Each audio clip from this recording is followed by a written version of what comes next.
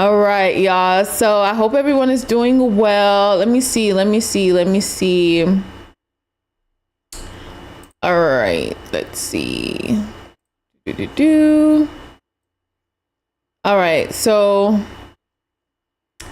I'm gonna play the video now, and I'm gonna give my commentary on what's going on with it. I am selling my house and losing probably about $20,000. Just got a call from the realtor that the people buying our house might be backing out. If your home's not selling, it's because it's overpriced. Buyers determine the value of your home. So with the housing market being where it is right now, we're starting to see a lot of people struggle to sell their homes. Whether it's because they had the flipping mindset and they bought at the peak of the market a couple years ago, or maybe the actual cost of owning a home is way more than they initially thought when they saw the monthly mortgage payment. They decide to sell the house and move, but buyers are not there right now. We have a lot of different examples to go over today, along with comments from you guys from previous videos. So if you want to be featured on a future video, leave in the comments down below. But let's just jump right into it. I am selling my house and losing probably about $20,000, maybe more, but let's hope not. I'm sharing this with all of you because I have heard, oh, that never happens. People never lose money on the sale of a house. That's not true, especially if you purchased your house in 2022 or 2023 at the height of the market. I think if you're selling your house right now, dependent on what market you're in, you might be facing something similar. And I've seen a lot of people talk about that. But buying a house in 2023 or building a house like we did was what we thought was the best decision. And then Here's the thing. Okay, so it might be laggy a little bit. So here's the thing. Okay, I might be laggy a little bit, but bear with me because, like I said, this is a whole different platform for me, a different format for me. But here's the thing, right? If you buy a house and you buy a house with the intention of selling it less than 5 years after you buy it, you run a high risk. Best decision. Wait, let me pause this. Add on to that. You run a high risk of losing a lot of money at the end of it. Why?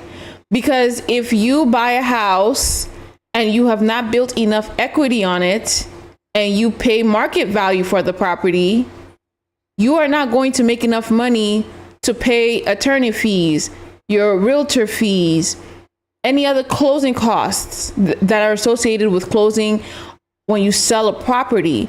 So if you are trying to buy a house and you're not being strategic about it, you purchase the home and you just say, you know what, like, I'm buying a house because I want to, and you're not being strategic about it, you will lose money at closing. It's just no doubt about it. Unless your property grew in equity significantly, like let's say you are in a neighborhood where there's a lot of projects happening and it has caused the values of the properties in that neighborhood to go up significantly in a short period of time, there's no way, typically, there's no way for you to be able to sell a house within 3 years of buying it and thinking you're not going to lose money from it. Purchasing a home is a long-term investment. It's not a short-term investment, because even after you sell a house within you living in it less than 2 years, you're going to have to pay capital gains. You're going to have to pay capital gains tax even if you make a little bit of profit in it. So you don't want to buy a house and sell it in a short period of time without the intention, without knowing in your mind, these are your plans, these are your goals. All right, let's get back to the video. Is new construction. If you watched any of my previous videos talking about it, there are more and more people, including myself, that are very iffy on buying something that's brand new. The quality just doesn't seem to be there. On top of building it at the peak of the market, it's pretty unlikely that you're going to make money or break even at this time in 2025. Some of the comments, when they say investment, they aren't expecting you to sell in 2 to 3 years. If you sell 1 to 2 years after, unfortunately, any gains that you've had are eaten up by That is literally what I said.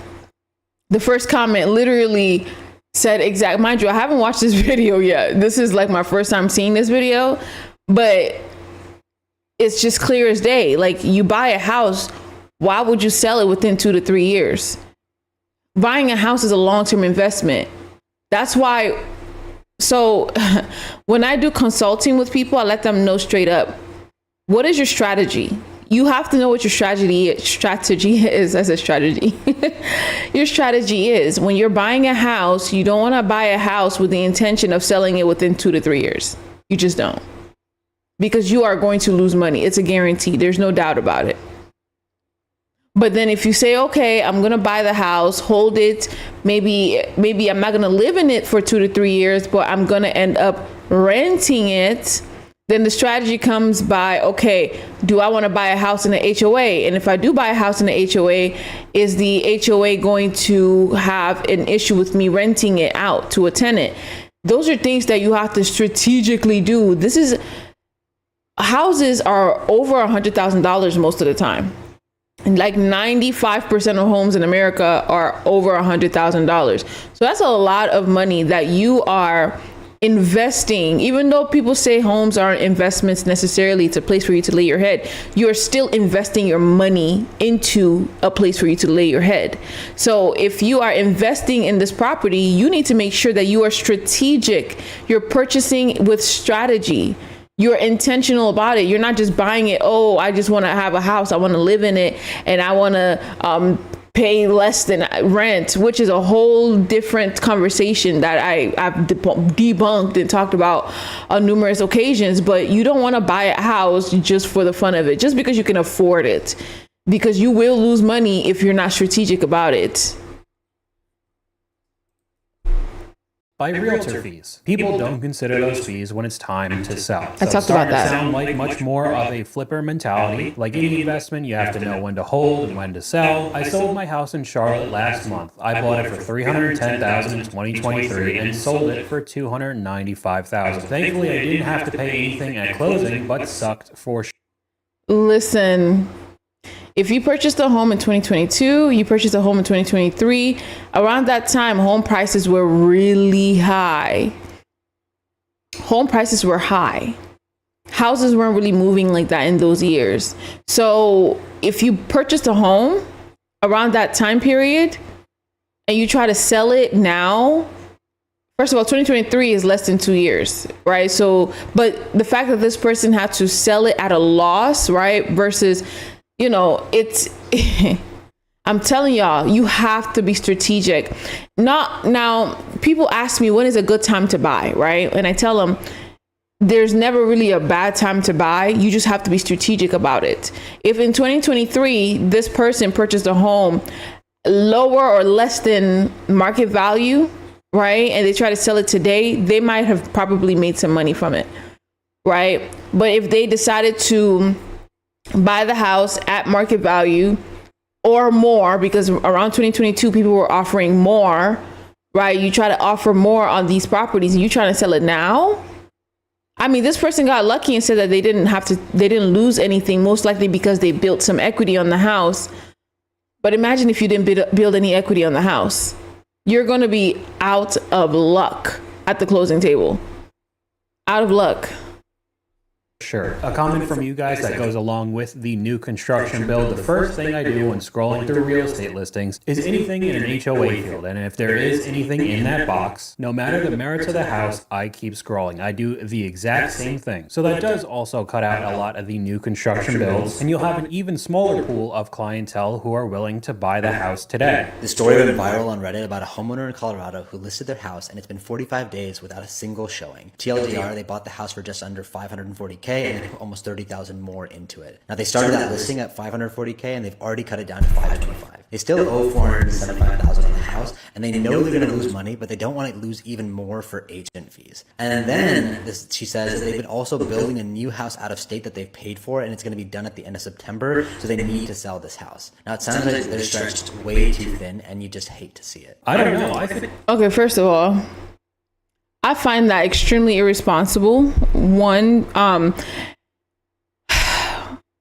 it wouldn't make sense for you to start building a house before you sell your first house.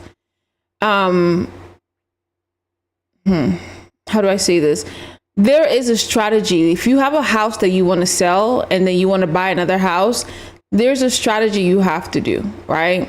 You put the house on the market, you sell it, and you let the buyers know, I need a certain amount of time, right? 30 to 60 days before I move out of this current property in order for me to find another property for myself to move in, right? This is something that it might make it a little bit more challenging to sell the house because now the buyer is going to have to wait a whole 2 months to move into the property, but it's still like it's still more responsible than buying a house and then building another house. Because if you're building a house, there's a lot of money that goes into that. You have to pay money to secure the lot. You have to pay money to continue to build it. Because I know a lot of builders, they ask you to, after a certain amount of time, they ask you to start putting in money every single month to make sure that the building is moving, right? And really they do that to keep your money, to make you more invested into it so that you don't back out. You know, if you've put down $5,000 on this house and then every single month you're putting down $8,000, that's a lot of money. That's a lot of money you've already felt invested in this property, so you don't want to back out, right? Because they keep that money, right? And so you're buying a house and it's just not, it doesn't make any sense. This is financially irresponsible. No, but the thing is, if you don't have somebody that's helping you and like directing you and holding your hand, you will be making the worst decision, just like this person is. I think that might be an understatement. Already building another home while you're actively losing money on the first one? A little bit more context with the comment section. The problem is that the house is in Wellington, Colorado. It's Wellington, duh. It's in Wellington. There's nothing in Wellington. No one wants to live there unless there's no other option. So on top of the high housing... Another thing that I will say is that the buyers dictate the value of your house. And if you list your house for $550,000 and no one is buying it, 9 times out of 10 it's because your house is overpriced. And someone may bite and buy the house. It doesn't matter how much you bought the house. Unfortunately, maybe you bought the house when it was overpriced. That's why when I work with my clients, I make sure that they understand that, hey, you don't want to buy this house at asking price because it's significantly overpriced. You want to offer less than asking price because this property is way overpriced, or offer asking price, but they pay closing costs, which I would not recommend. I would highly suggest that you offer what the house is actually worth or less than that. Right? But you don't want to offer more than what the house is worth, because you will find yourself in a situation like this in the case that you want to sell the house. You're not going to make the most out of it because you didn't build enough equity on your property to make any type of money from it. Prices, the high interest rates, location is of course a big factor as well, and it sounds like whoever made this post is going to lose a lot of money. Dallas homes appear to be extremely overpriced, but maybe if they drop 40%, they'll start selling. This woman says, I sold my home last year in Dallas. I had to reduce my price several times, but it did sell. She says, I hope to pick up a good deal once people realize they need to reduce their list prices. Dallas housing supply is through the roof. We're talking 60% more inventory than normal. This is great news for DFW home buyers like us because there's the most selection that the market has had since the tail end of the last downturn in 2011-2012. But great news for buyers typically means bad news for sellers. This person says, good, it's about time for a price. First of all, if I keep going, this reflects the same sentiment that I had in my previous video, where I talked about the fact that there is a higher inventory of properties in Atlanta. They're talking about Dallas. I'm talking about Atlanta. It's similar in Atlanta. The inventory is higher. Homes are sitting on the market for longer. Sellers are willing to negotiate, right? The ratio for, the ratio for closing price and asking price is 97% right now. And I think last month it was like 98%. Which means that the sellers are willing to negotiate more on properties now than they were in the past. So if you're trying to buy a house this is like, I made a video on TikTok about the fact that this is the best time to buy a house, and people are like, oh no, you're wrong. They're like, no, if you wait to buy a house and like, oh, the prices are going to drop, there's going to be an overflow of home buyers. Do you think you're the only home buyer that thinks it's the best time to buy a house at a season? No, a lot of other people are thinking the same as you. They're going to flood the housing market, and then instead of it to be a buyer's market, it eventually turns into a seller's market, because now there's so much demand of houses that all the homes are flying off the market because there's so many people in the housing market looking to buy a house. Right now, we are at the cusp, like the very beginning of a buyer's market, which means you can find a house that's been sitting on the market 90 plus days and offer way less than asking price. The seller might not be willing to reduce the price right now, but when you offer them something, when you submit an offer, you can submit an offer for something way less than what they're asking for. And when you do that, the sellers would be willing to bite the bullet because their house has been sitting on the market for 90 plus days. They want to sell their house. They want to get out of this home, especially homeowners that have equity on their house already. So I know a lot of people feel like this is not a good time to buy, and they're looking at the news and like there's a bubble that's going to pop. Listen, interest rates are low right now. Last time I checked, it was 6.5%. Interest rates are pretty low right now. Well, low compared to what has been this whole year, right? Low compared to what's been this past year. And then houses are just sitting on the market for a long period of time. This is the best time. I'm telling you, like, you don't have to go into the market and say, okay, I'm going to offer asking price. Don't offer asking price. This is when you have a realtor that can negotiate for you. You want your realtor to negotiate for you. And this time, don't just be like, oh, the housing prices are still high. They're not going down. Of course, they're not going to go down. The sellers don't want to lower their prices. That's when you come in and negotiate and drop the price lower. And then if the interest rates eventually decides to drop even lower, you can always refinance to even drop it lower. But I say all of this to say, don't purchase a home with the intention of lowering your interest rate. Purchase a home with the intention that this home, at the current interest rate that it is right now, I can actually afford the monthly mortgage payments. That's how you have to think about it. At the current interest rates, I can currently afford to buy this house. Don't buy a house with the intention of saying, oh, it's expensive, but I'll wait next year, the interest rates to drop, and then I'll refinance. Don't do that. That is not wise. You are asking to be house poor. It may or may not work out. Who knows? But that's a very risky strategy. Okay, let me keep playing because I know I keep pausing, but I just have a lot of points to make. Correction, prices need to drop 30 to 40%, if not more, because everyone thinks their home is $500,000 to $750,000 in the North Dallas area. Dallas homes barely worth $400,000 are listed for $800,000 with zero updates or maintenance. It's wild out here. As a homeowner, I hope the market crashes. I'm tired of spending crazy high property taxes that's based on unrealistic home value. Another issue coming up right there. Along with Austin and places in Florida, one of the very popular areas that got built up very quickly during the COVID era when people were moving and spending outrageous money on homes. But now people don't have that kind of money, and we're starting to see the real estate market swing to the buyers, which in turn brings in examples like this with buyers demanding a lot more if they do want to sign on the dotted line. Can I just vent about selling a home?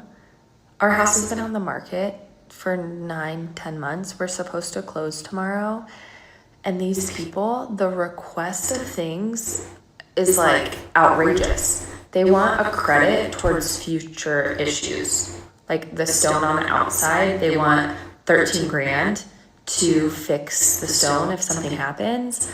They want us to redo the cement on the side of our house that we just put in to build stairs. We just put in a golf cart path, and now they want stairs, but they want us to do it and us to pay for it.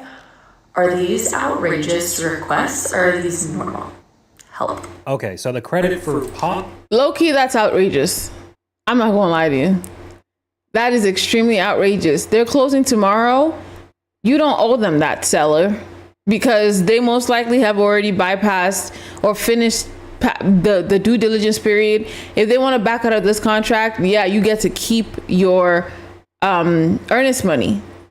But no, that is an outrageous request. I've had buyers do that with me with one of my listings, like, oh, we want you to fix this, we want you to pay for inspection on this deck, and we want you to do this. And then listen, all right, this house is not bad. You did an inspection on it, you saw the results.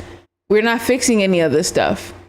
And it's not about pride, it's just about, like, just because it's a buyer's market doesn't mean you have to get over on people. You're asking them to pay you $13,000 to fix, to put a staircase in. Like, that doesn't even make sense. You want them to pay for your upgrades? When you submitted an offer on the house and you saw that it didn't have these upgrades, why did you submit an offer on it? The seller's not, at this point, if you're closing tomorrow, she is not obligated to doing any of that. And if they want to back out, they can definitely back out, because absolutely not. Possible future issues. I'm not sure if her house is brand new or older. Again, if it is new construction, I kind of understand a bit more, because there's truly unlimited amount of examples online showing that these houses are made of basically paper mache. But again, I don't know the year her house was built, but a lot of people in the comments are saying the same thing. They're making those requests because it's been listed for so long, 9-10 months. That's someone taking advantage of the home being on the market for a long time. They must believe that you're desperate to sell. Maybe she is, maybe she is. You know what? Let me tell you guys something. Remember when I mentioned a few seconds ago or a few minutes ago about the fact that if the house has been sitting on the market for longer, you have room to negotiate. You have a lot of room to negotiate, a lot. Now, the buyers are being very ridiculous and it's very unfair. But if you really want to sell your house, it's been sitting on the market for 9 months. You know, you do what you got to do. You know, you got to do what you got to do. And that's why, like, let me tell you something. When I work with sellers, I tell them, hey, listen, if you want to list your property, you got to list it at the right price. Because the longer the house sits on the market, you're going to eventually have to drop it to the price that it was supposed to be. And now people are going to even offer less than what it's actually worth, because the house has been sitting on the market for such a long period of time. And we know you really want to sell it. You are eager to sell it because the house has been sitting on the market for so long. So I tell this to say, this person, if she wants to sell her house, you know, my sentiment still remains that the buyer is doing too much. However, I will say that if the seller really wants to sell that house, they're going to have to do what it got to do. They're going to have to make it do what it do. You know what I mean? So it's very unfortunate, but that is just the nature of the business of real estate. That's just how it is. Isn't, but at least in my opinion, if I see a listing of a home that's been up for 250 days, I immediately think that there must be a problem with the house. Why hasn't it sold? Either legitimate damage or problems with the house, or it just being overpriced in general. So, update on the house. The realtor just told us. I thought that we would be. So we bought this house for $350. I thought we'd be able to sell it for $4. Sorry, I just drank some carrot juice. We put so much money into renovations into this house, thousands and thousands, tens of thousands of dollars. I thought that would be able to go towards the house, but we can only sell it for $355. So I basically lost my inheritance. My dad left me like $40,000, and I put it all into the house. Now, before she finishes, I've talked to y'all before about this, and I'm gonna tell you about it again. If you want to buy a house, not even if you want to buy a house, if you want to sell your house or any property for that matter, you have to run comps in the neighborhood, because it's not about your house. It's about the location of your house.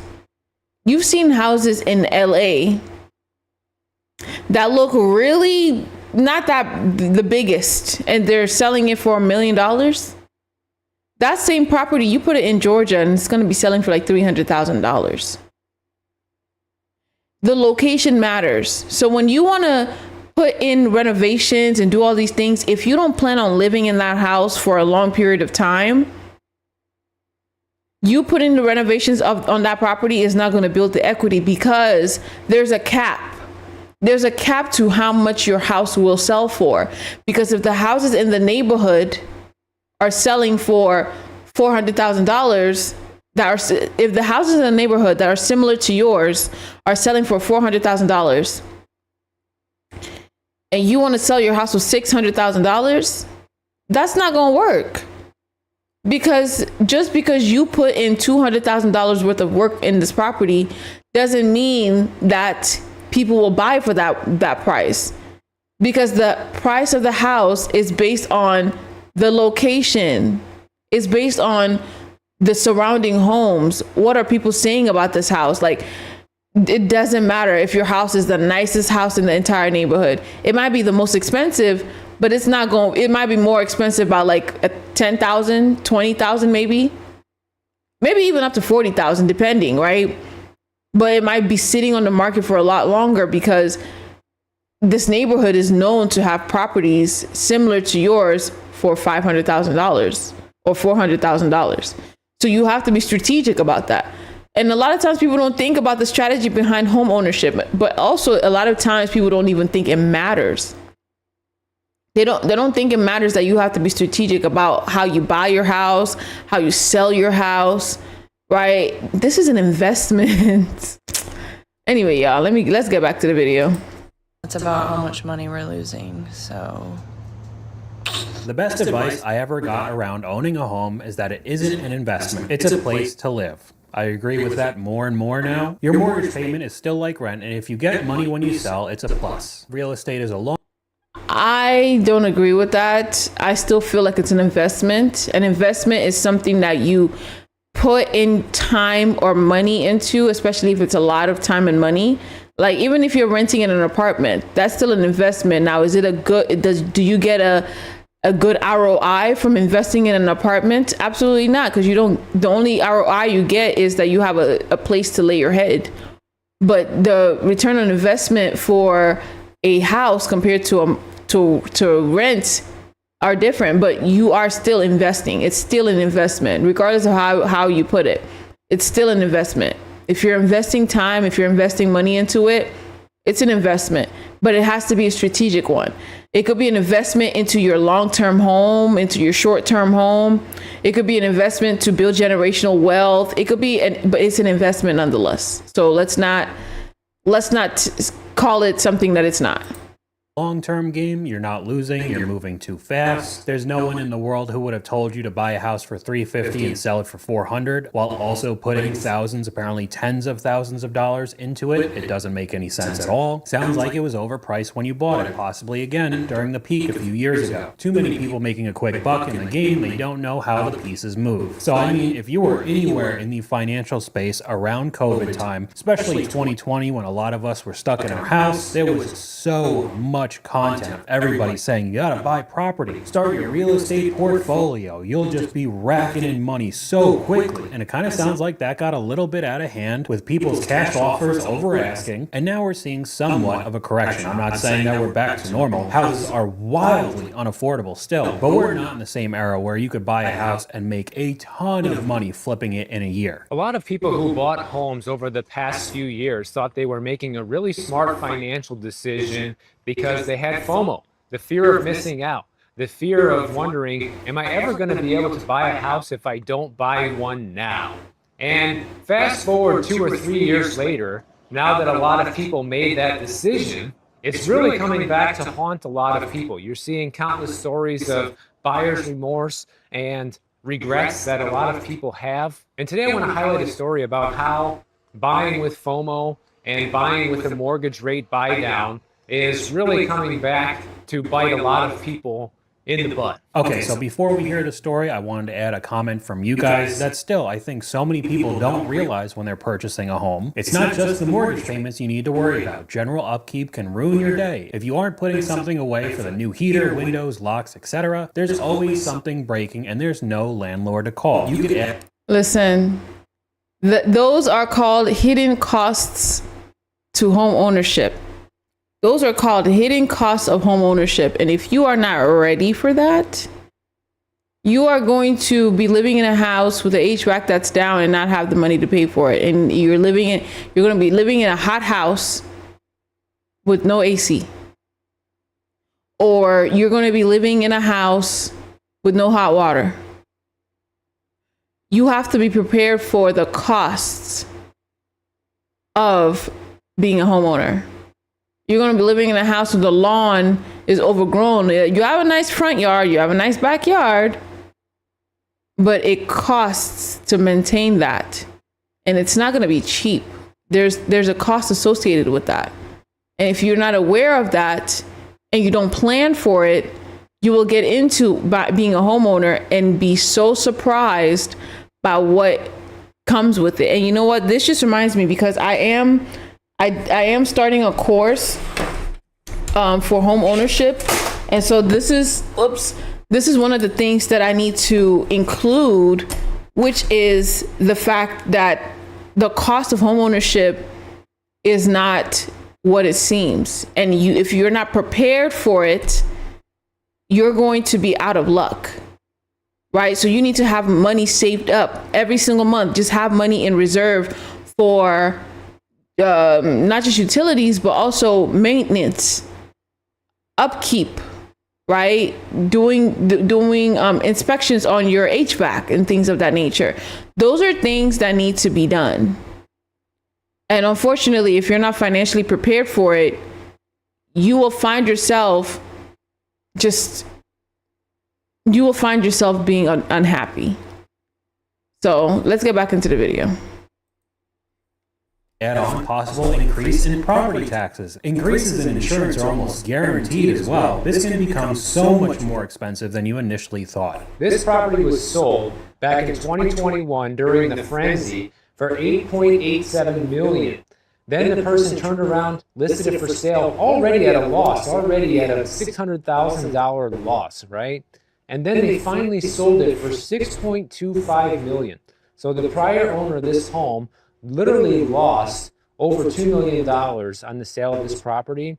And in 2024, when it was purchased again, of course, the next owner turned around and is trying to do the same thing and flip it. And they've already had to cut the price by $500,000. And now they're only about $900,000 above where they bought the property for last year. And this just goes to show you that some people just never learn, right? Like this person bought it from a flipper who lost a bunch of money, and they came in thinking that, well, that's not going to happen to me. I'm going to be the one who makes money. Well, so far, they're not the one making money. That place has been listed for sale since June, and we are now in September, and they have a major price cut, and the house isn't sold. If they do get lucky enough to sell it, it's probably going to be at a substantially lower price than what it's listed at right now. Okay, so I know that's a very extreme example. Buying. Yeah, I don't know what the situation is with that. I mean, flips do work. I'm not going to say that they don't. I'm not going to clown people for flipping. It's a very risky business model, but it still works. So I'm not going to say, oh, don't flip. But I would say if you want to flip homes, you got to work with someone that knows what they're doing. You have to have a mentor, someone guiding you, not just watching YouTube videos. I'll be very honest with you on that. Don't think that you watch YouTube videos and now you are a professional flipper. Don't do it. Now, in terms of, buying the house and selling it and for less, we can't speak on that house. We don't even know what the house looks like. You know what I mean? Like, we don't even know why it's selling for less. We don't know, like, maybe the person that flipped it, we don't know. So we can't say, oh, they didn't learn from the last person. If you're buying a property for $2 million less than what it's actually worth, of course you would think it's a steal. So I don't know. It's just kind of like something that kind of grinds my gears is when people try to make other people look silly or slow because of something that you think they shouldn't do or they should do. Hindsight is 2020. How would they know that if they bought a house for $2 million less than what it's worth, that it won't sell? if they flip it. How would they know that? Unless they didn't do their due diligence and they didn't do their inspection and stuff like that. We don't even know what the house, like what the situation is. So why are we talking negatively about someone? But I don't know. That's just me. That goes completely against not completely against, but that's me going on a tangent. But like, why are we don't even know what the property looks like. We don't even know the true history of the property for us to be like, oh, they didn't learn their lesson. But that's neither here nor there.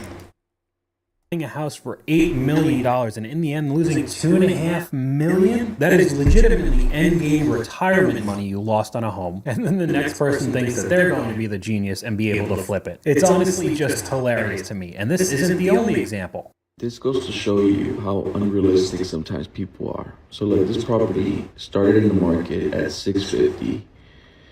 Boom, boom, boom, boom, boom. And then that was back in 2023, October 2023. Didn't sell, didn't sell, didn't sell, didn't sell. Finally sold for $450. From then went to $650. So they took $200,000 less than what they originally wanted. That's $300,000. List at a good price instead of having it sit on property for so long and then eventually coming down to what it's worth. Now I think. Let me tell you something. Not only did they have to come down to what it's worth, they probably went less than what it was actually worth because people will negotiate less.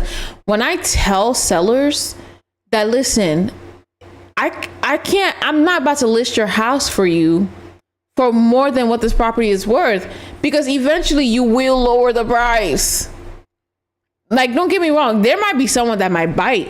Like somebody could bite. Someone that has no idea. Maybe they're coming from a city like LA or New York where homes are actually expensive. So they come and they see this property and they're like, oh my goodness, this is a steal. I'm going to buy this. When it really is not a steal. You're wasting your money. But the thing is, no one is going to buy if the house is worth way more. And when I was a brand new realtor, I listed a home for $400,000 that wasn't even worth $200,000. And that house sat on the market for over a year. It was just sitting there. And eventually we kept having to cut the price and cut the price and cut the price. But the house wasn't even worth it. I mean, like, it wasn't worth what it was listed for. Not that it wasn't worth it. It wasn't worth what it was listed for. So eventually caused a strain between myself and the seller because I decided to take on a property to list it for what they wanted to list it for, even though, and I knew that the property wasn't worth that much, but I was so eager to have my first listing that I said, you know what, like, I will list this property for what you want to list it for. And at that point, like, ever since then, like, when I work with people and they're like, oh, this property is worth this much and I want to list it for this much, and they're not willing to take my professional advice about how much their home is worth, I'm like, you know what? I don't think this is going to work. I don't think this is going to work. And I end up not working with them. But yeah, if you want to list your house and you want to sell it and you want to sell it quickly, sell it at what it's worth. Like, literally price it right. A lot of people, they get their home sold in like 2 weeks because they list the price of their home for less than what it's actually worth because they need to hurry up and get out the house. So they sell it for less than what it's worth so that they can move on with their lives. It just depends on how eager you want to sell your house. But yeah, you gotta be smart. You gotta be smart. I think that clip pairs very well with the next one. Just very straightforward. If your home's not selling, it's because it's overpriced. Buyers determine the value of your home. And if you're not asking for a price that's currently within the ballpark of what the buyers would consider as a good value for your home, then it won't sell and it will sit on the market. So if your home's not selling and it's sitting on the market, you can either do improvements to it to make the value of your home more to match the asking price that you're currently asking for. Or you can lower the price to what the home is actually worth in its current condition. That's it. But I still feel that so many people still want the 2022 and 2023 prices. They looked up the estimates and oh man, it was worth so much. But I don't think I have to tell you about the cost of living crisis, the terrible job market we're in. Many people don't have a lot of money to spend in general. We could take a look at some of the comments. I always say a house is only worth what the buyer is willing. Okay, hold on, y'all. I always say a house is only worth. Okay, wait, let me just make sure I'm trying to make that.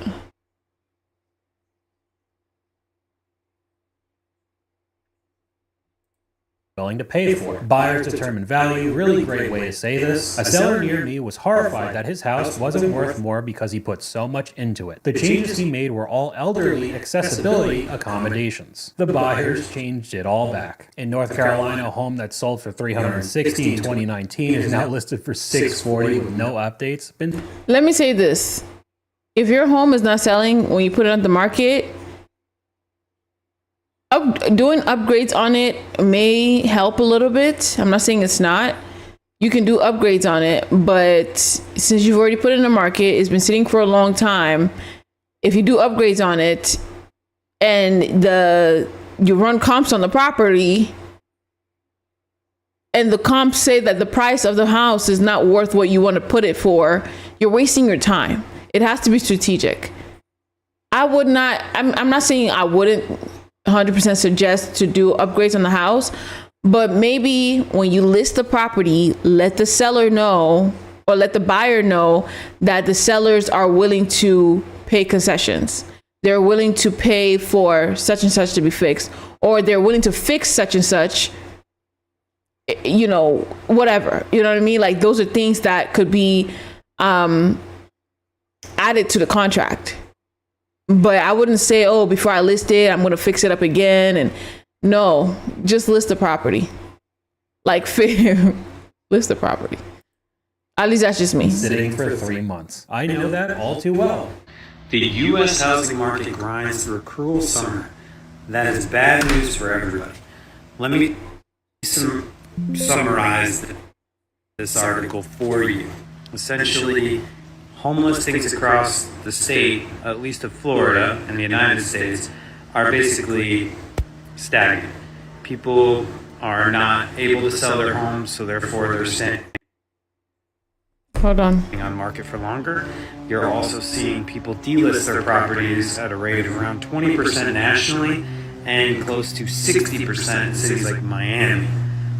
You're also seeing, since interest rates are rising, the people that have homes to sell have just decided that they're going to pull and not even sell at all, and they're just going to hold on to the property until they can get the price they're looking for. And there you go again. People want absolute top dollar, even though interest rates are lowering. Let's look it up. Let's look it up together.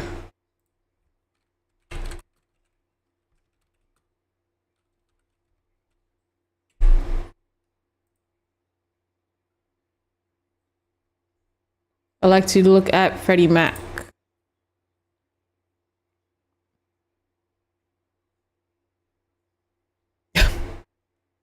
It dropped by a whole 15.15 points. Interest rates dropped by 0.15 points from last week. Last week, interest rates were 6.5. The week before that, it was 6.58. Interest rates has been going down steadily. With interest rates going down the way it has been, you're going to see more buyers entering into the market. So I don't know what they're saying, unless he's saying, because right now interest rates are the lowest it's been all year. Right? Let me accept cookies finally, like get on my screen. If we look at from January 2025 to September 15, or let's do September. Interest rates are the lowest it's been all year. It's the lowest all year. It's at 6.35%. It's low. Buyers are going to find themselves inside getting into the market right now. Because one, they don't know if it's going to increase. And then if they decide to lock in their interest rates, they can get a floating interest rate, right? So, brother, interest rates are going down. People are entering the market. Let's go back to the video. Oh, that perceived top dollar was wildly inflated. We have a funny comment from one of you guys that isn't that far from the truth. Don't worry, BlackRock will buy your house at a discount and then rent it back to you with a healthy increase each year. You'll own nothing and be happy. We saw entire communities being built, all giant single-family homes that didn't even have an option to purchase. It was only rent. Now we can switch over to some other examples on why homes aren't selling, people pulling out of their purchases. My seller may have to pay $35,000 to sell their home, and here's why. So past clients of mine recently listed their home. They bought prior to COVID and have been able to take advantage of the huge swing in prices and the equity in that. They gave me a call a year ago thinking they were going to sell and ultimately decided not to, and then called me back maybe about 2 months ago and decided they were ready to put the home on the market.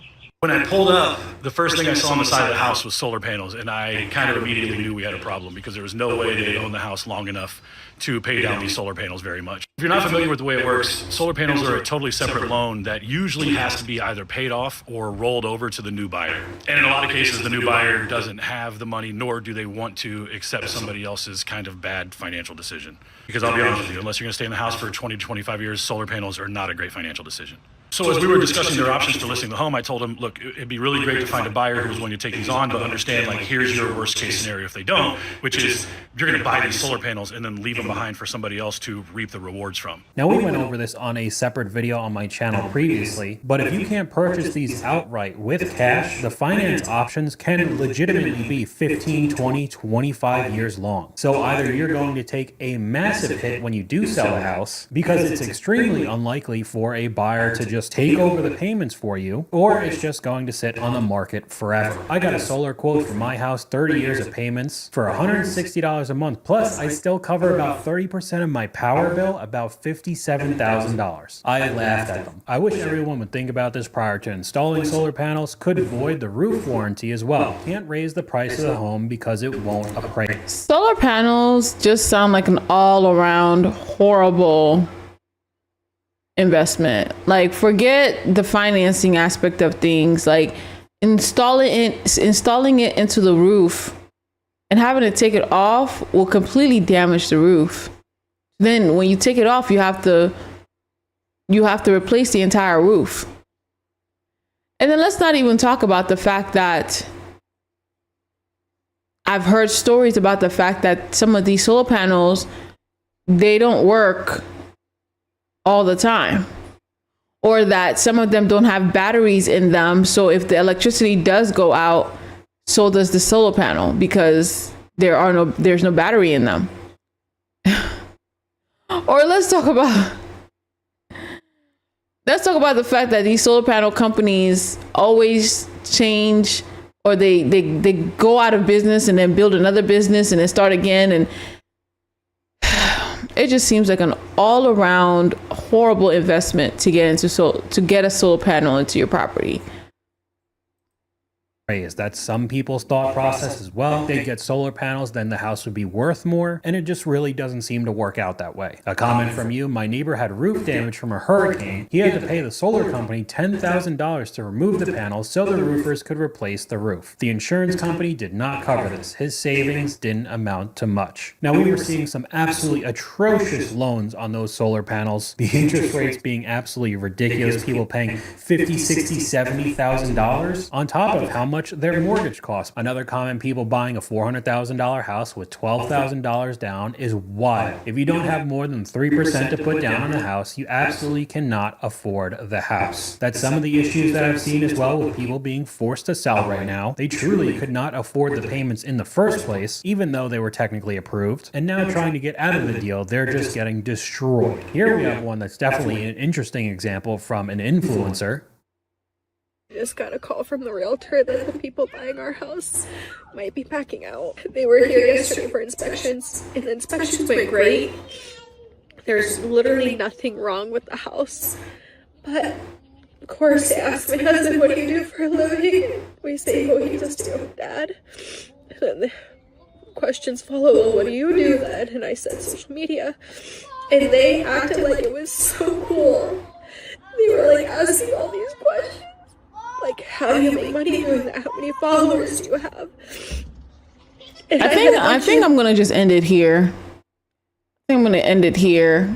All I could say is based on, let me change this. Based on what, whoops. Based on what's happening in the markets, based on what people are going through, being a homeowner is not what it always seems, but that's okay if you plan ahead of time. If you plan ahead of time, knowing that, okay, if I become a homeowner, these are the things that I'm going to expect. These are the things I'm going to have to face. Let me prepare for these things. Let me avoid these things before it happens, right? If you can't afford to pay it, your mortgage payments right now, and you're saying, okay, I'm going to wait to refinance, you understand that the taxes will go up. The homeowner's insurance will go up. Your monthly mortgage payments are not going to stay the same. So if you are, buying or doing anything without strategy, selling the house without strategy, buying the house without strategy, you are going to be out of luck when you decide that you want to sell it, or when you live in the house and things are breaking, but you don't have enough money to pay for it because most of your money is going into the mortgage. Now you're house poor. Now you're buying, you have buyer's remorse. So you have to be very cautious about these things before you decide that you want to buy a house, before you decide that you want to sell your house, before you decide that you want to put in work into your house to build equity, right? Listen, you got to be strategic. Anyway, y'all, let me know if this video resonated with you, if it helped you in any way, shape, or form. And if you're looking to buy a house in the Atlanta area, I'm your girl. Send me a message. The instructions or the information is in the description. The information is in the description below. And also follow me on my social media platforms. Subscribe to this page, like this video, share it with whomever you think will benefit from it. But yeah, y'all, I'm actually also, another thing is that I started a course, a real estate course, or a classroom, a community where we learn about home ownership and the process of being a homeowner step by step. So if you want to learn more about that, send me a message. Actually, I'm actually very, very tired right now. I'm just dragging my words, okay? The words are flowing, but my brain is like, I'm ready to go to sleep. I've had a long day today, y'all. But yes, please, y'all, everything that I'm talking about, the information is in the description, and I'm going to post a link to this video in the description as well. Anyway, y'all, have a good night. Have a blessed one. I love you. And remember, God